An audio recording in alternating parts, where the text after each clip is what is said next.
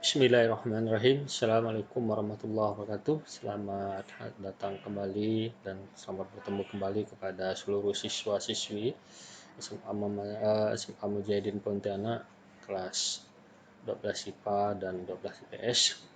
Dan ini Bapak akan menjelaskan materi-materi yang akan kita bahas pada hari ini. Pada hari ini kita akan membahas materi bab 1 yang berjudul pelanggaran hak dan pengingkaran kewajiban warga negara. Pada materi ini nanti ada 4 kali pertemuan. Yang pertama adalah kita akan membahas hak dan kewajiban warga negara. Yang kedua, kita akan membahas hak dan kewajiban warga negara dalam Pancasila. Kemudian yang ketiga, kita akan membahas tentang kasus pelanggaran hak dan pengingkaran kewajiban warga negara. Dan keempatnya adalah upaya penanganan pelanggaran hak dan pengingkaran kewajiban warga negara. Pada pertemuan hari ini kita akan membahas hanya satu materi, yaitu hakikat hak dan kewajiban warga negara. Untuk itu, Bapak berharap pada seluruh siswa untuk memperhatikan benar-benar materi yang Bapak sampaikan, hingga nanti materi ini dapat dimengerti dengan jelas oleh siswa semuanya. Itu silakan anak-anakku buka buku. Materi ini Bapak ambil di buku paket PPKN kelas 12 dan buku modul PPKN kelas 12 yang diterbitkan oleh CP Grahadi. Untuk lebih jelas materi ini, mari kita bahas bersama. Hakikat hak dan kewajiban warga negara. Pengertian warga negara. Kemudian pengertian warga negara menurut para ahli. Yang pertama, menurut Aristoteles, warga negara ialah orang yang secara aktif ikut ambil bagian dalam kehidupan negara, yaitu orang yang bisa berperan sebagai yang diperintah dan orang yang bisa berperan sebagai orang yang memerintah. Menurut Undang-Undang Nomor 12 Tahun 2006 Pasal 1 Angka 1 mengatakan warga negara adalah orang-orang bangsa Indonesia asli dan orang-orang bangsa lain yang disahkan dengan undang-undang sebagai warga negara Indonesia. Kemudian menurut Wiryadmanto S. mengatakan warga negara adalah anggota suatu negara yang mempunyai kedudukan khusus terhadap negara, memiliki hubungan hak dan kewajiban yang sifatnya timbal balik terhadap negara. Kemudian menurut Austin Reni mengatakan warga negara yaitu orang-orang yang memiliki kedudukan resmi sebagai anggota negara. Dari pengertian para ahli ini dapat kita simpulkan bahwa warga negara adalah orang-orang sebagai dari suatu penduduk yang menjadi unsur negara yang memiliki hubungan yang tidak terputus dengan tanah airnya, undang-undang dasar negaranya sekalipun yang bersangkutan tidak memutuskan hubungan atau terikat oleh ketentuan hukum internasional. Kemudian anak-anak, setiap warga negara yang kita bahas tadi, maka warga negara tersebut mempunyai hak dan kewajiban. Untuk itu, kita akan membahas hak dan kewajiban warga negara. Hak warga negara adalah warga negara berhak atau mempunyai wewenang untuk memperoleh beberapa hal, misalnya penghidupan yang layak, perlindungan hukum, jaminan keamanan. Kemudian, macam-macam hak warga negara. Warga negara secara umum dapat dibagi menjadi 8 macam hak. Yang pertama, ada yang disebut dengan hak legal, yaitu hak yang didasarkan atas hukum dalam satu tatanan.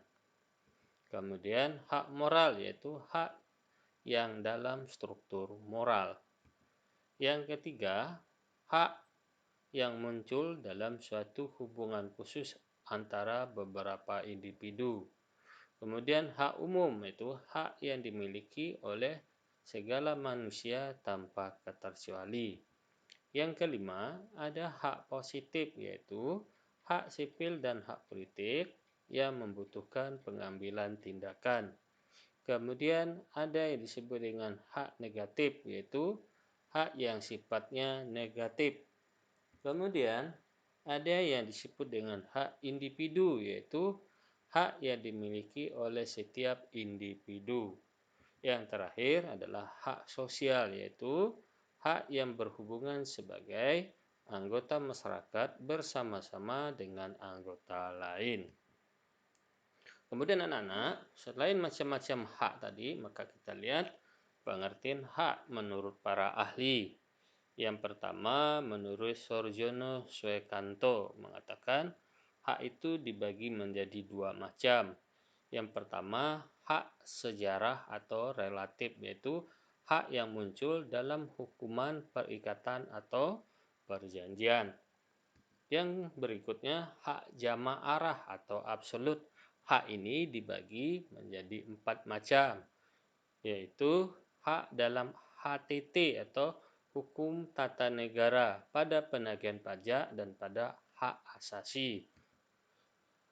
Yang kedua, menurut Soejono Sukanto, hak kepribadian, hak atas kehidupan, hak tubuh, hak kehormatan, dan hak kebebasan. Kemudian yang ketiga, hak kekeluargaan, hak suami istri, hak orang tua, dan hak anak. Kemudian hak atas subjek imaterial, hak cipta, hak merek, dan hak paten. Kemudian menurut Sudikno mengatakan hak itu dibagi menjadi dua, yaitu ada yang disebut dengan hak absolut, yaitu hak hubungan hukum antara subjek hukum dengan objek hukum yang menimbulkan kewajiban pada setiap orang lain untuk menghormati hubungan hukum itu.